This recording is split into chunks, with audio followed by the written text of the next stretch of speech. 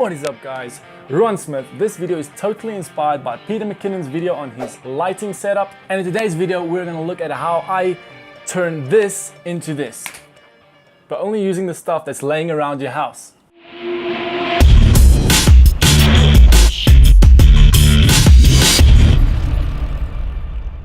Alright guys, so before we continue in the video and I show you guys how I set up all these different lights, I would just like to ask you if you could please hit that subscribe button and the bell button to get notified the next time I upload, as I'm going to be doing a ton of these videos including social media, filmmaking in general and editing and all that delicious things. So if you're into that kind of content, consider subscribing. Alright guys, so lighting in general really scares a lot of people and they seem to struggle to get it to that perfect point.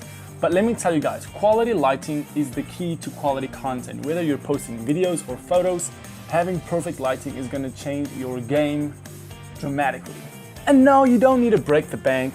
As I said earlier, we're going to be using things that I have found around my house, which most probably going to have around your house as well. If there is one or two things which you don't have around your house, consider investing into it, as it's going to make a big difference in the quality of your content. So without any further ado, let me show you the setup. Alright, so for the next part, I'm going to have to take you guys off of the tripod. Oh damn, that wasn't supposed to happen. Yeah, my reflector just fell off the stand, so that's the thing with DIY lighting, is it's not going to be as professional as when you have the stands. But anyway, we're working with what we have. And that brings me to my point. Let's work with what we have. Before we get started, make sure about your background, guys. Not everyone has a white background like Peter McKinnon, for example, who has a nice white wall usually, or a gray wall, which gives him that nice blue type of vibe.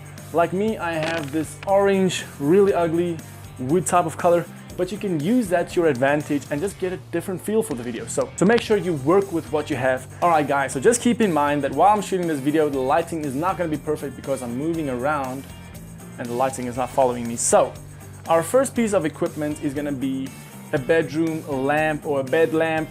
You can find one next to your father's bed or your mom's bed, or even your own bed if you're lucky. And just set it about 2 to 3 meters behind your shot. So, alright, so as I said, I have two background lights. The one is just the bedroom light, and the other one is a light similar to the one Peter McKinnon used in his video, which is a work light. Basically, I use the work light and I am adding this blue like paper holder as the gel, which he also said you should use. I didn't have gel, so I'm using this to turn the light from the orange color a little bit to a bluish color, so just to get rid of that warm feeling, just to make it a little bit more cool. Alright guys, we now covered our background lights. Let's now cover the lights that we're going to use to make our object stand out. My main light is LED light, which is actually supposed to be used to light up the backyard at nighttime, but I'm using it and I'm attaching it with some cable ties to an old music stand.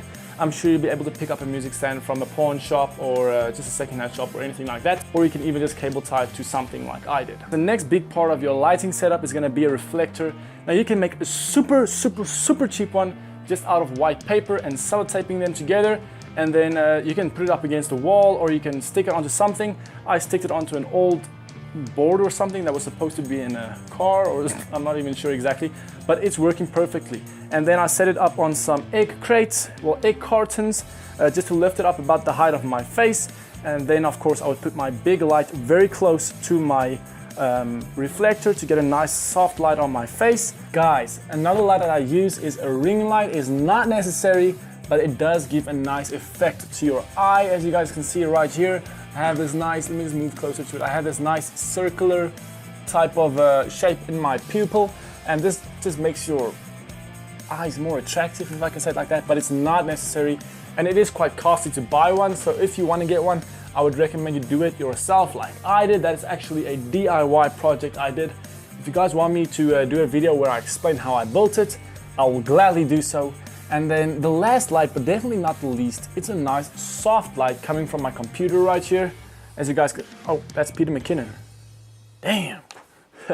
Anyway guys, so a nice soft light from off your computer screen, or just something soft. It doesn't need to be a computer screen, it can even be your phone's flash. Just make sure you got something in front of it like a plastic bag or just something to diffuse that harsh light, make it nice and soft on your face. So yeah, that is it for my lighting setup. Let's jump into my lighting setup again. Alright guys, so we're back on our normal lighting right now, and I must say I am pretty happy with how this lighting has came out. And one important aspect that you have to remember is that lighting is a big part of your picture and your video, but getting the perfect settings on your camera in the manual mode, and then of course your post-production, your color grading and things like that is what makes it that really stand out. I'm going to show you guys what this looks like without any color grading right now, and now with some color grading. You see, it just makes a big difference. Those small touches, it will make your videos so much more professional and makes your photos even pop.